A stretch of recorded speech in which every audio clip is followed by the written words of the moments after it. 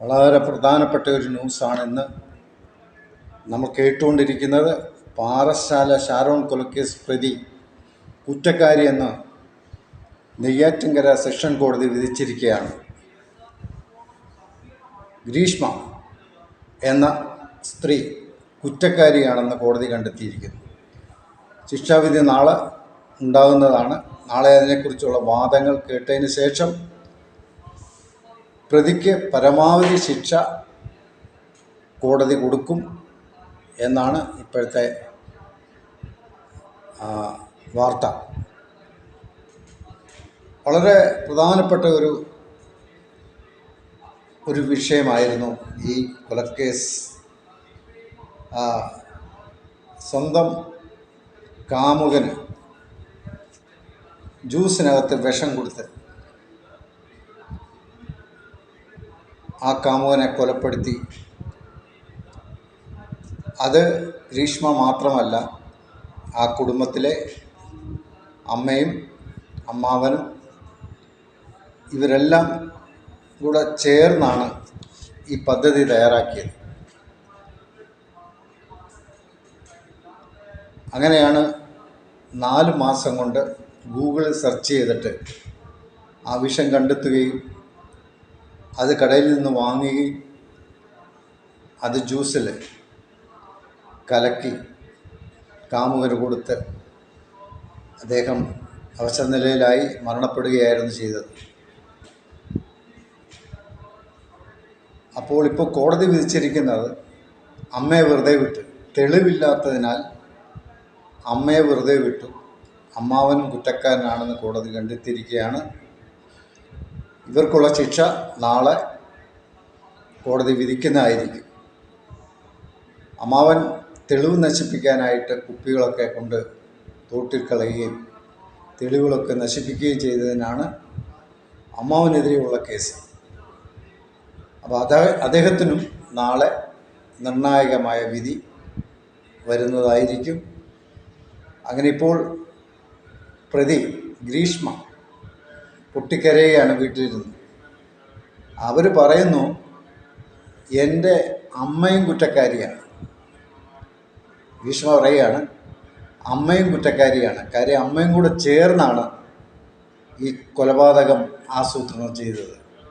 അപ്പോൾ അമ്മയും കുറ്റക്കാരിയാണ് എന്നാണ് ഇപ്പം മകൾ പറയുന്നത്. അപ്പോൾ ഇവരെല്ലാം കൂടെ ചേർന്നാണ് ഈ കൊലപാതകം ആസൂത്രണം ചെയ്തത്. അങ്ങനെ ജ്യൂസിനകത്ത് കൊടുത്ത് ആ പയ്യനെ കൊല്ലുകയും ചെയ്തിരിക്കുന്നത്. അപ്പോൾ നാളെ നിർണായകമായ വിധി ഉണ്ടാകുന്നതാണ്. ഇതിൻ്റെ കേസ് അന്വേഷിച്ച എല്ലാ പോലീസ് ഉദ്യോഗസ്ഥരും അതിവിദഗ്ധമായ രീതിയിൽ തെളിവുകൾ ഹാജരാക്കിക്കൊണ്ടാണ് ഈ കേസ് മുന്നോട്ട് പോയത്. ഏകദേശം 3 വർഷത്തോളം ഈ കേസ് നടക്കുകയായിരുന്നു. എന്നാൽ ഇന്ന് സുപ്രധാനമായ വിധിയാണ് വന്നിരിക്കുന്നത്. പ്രതി കുറ്റക്കാരിയാണെന്നും ശിക്ഷ നാളെ ഉണ്ടെന്നും കോടതി പ്രഖ്യാപിച്ചിരിക്കുന്നത്. ഇപ്പോൾ അവർ ഈ വിധി കേട്ടതിന് ശേഷം പറയുന്നത് മേൽക്കോടതി സമീപിക്കും, അപ്പീൽ പോകും എന്നൊക്കെയാണ് പറയുന്നത്. പക്ഷേ എവിടെ പോയാലും രക്ഷയില്ല എന്നാണ് നമുക്ക് മനസ്സിലാക്കാൻ കഴിയുന്നത്. അത്ര ക്രൂരമായ കൊലപാതകം. ഒരു മനുഷ്യനെ സ്നേഹിച്ചു, രണ്ടുപേരും ഒന്നിച്ച് പലയിടങ്ങളിൽ പോവുകയും വരികയും ഒക്കെ ചെയ്തപ്പോൾ, അങ്ങനെ ഇരിക്കുമ്പോഴാണ് അവർക്കിങ്ങനൊരു ബുദ്ധി തോന്നിയത്. വിഷം കൊടുത്തവനെ കൊന്ന് കളയണമെന്നുള്ള ചിന്താഗതി അവരുടെ ഉള്ളിൽ ഉണ്ടായത്.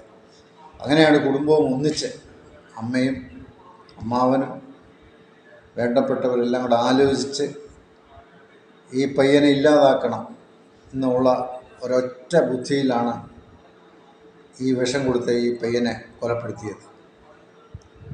അപ്പോൾ മറ്റൊരു കല്യാണത്തിന് വേണ്ടിയാണ് ഇങ്ങനൊരു ആസൂത്രണം, ഇങ്ങനൊരു കൊലപാതകം അവർ നടത്തിയത്. പക്ഷേ അത് മുകളിൽ ഒരാളെന്നുള്ളത് അവർ മറന്നുപോയി. അതാണിന്ന് നമുക്ക് മനസ്സിലാക്കാൻ കഴിയുന്നത്. ഏതെങ്കിലും ഒരു തെളിവ് ഉണ്ടാവും. അത് അവർക്കെതിരായിരിക്കും. പലപ്പോഴും നമ്മൾ പല കേസുകളിലും അങ്ങനെയാണല്ലോ മനസ്സിലാക്കുന്നത്. തെളിവുകളെല്ലാം നശിപ്പിക്കും, പക്ഷെ ഒരു തെളിവ് എവിടെങ്കിലും കാണും. ആ തെളിവിൽ പിടിച്ചായിരിക്കും ആ കേസ് മുമ്പോട്ട് പോകുന്നത്, കുറ്റങ്ങൾ തെളിയുന്നത്. അപ്പം ദൈവം എന്ന് പറയുന്ന ഒരു ആളുണ്ട് എന്നുള്ളതാണ് നമുക്ക് മനസ്സിലാക്കാൻ കഴിയുന്നത്. എത്ര മറച്ചു വെച്ചാലും തെളിവുകൾ നശിപ്പിച്ചാലും രക്ഷപ്പെടുകയില്ല എന്നുള്ളതാണ് നമുക്ക് ഇന്നുവരെയുള്ള അനുഭവങ്ങൾ മനസ്സിലാക്കാൻ കഴിയുന്നത്. അപ്പം കുടുംബമായിട്ട് ചേർന്ന് ഈ പയ്യനെ കൊലപ്പെടുത്തണം എന്നുള്ള ചിന്താഗതിയിൽ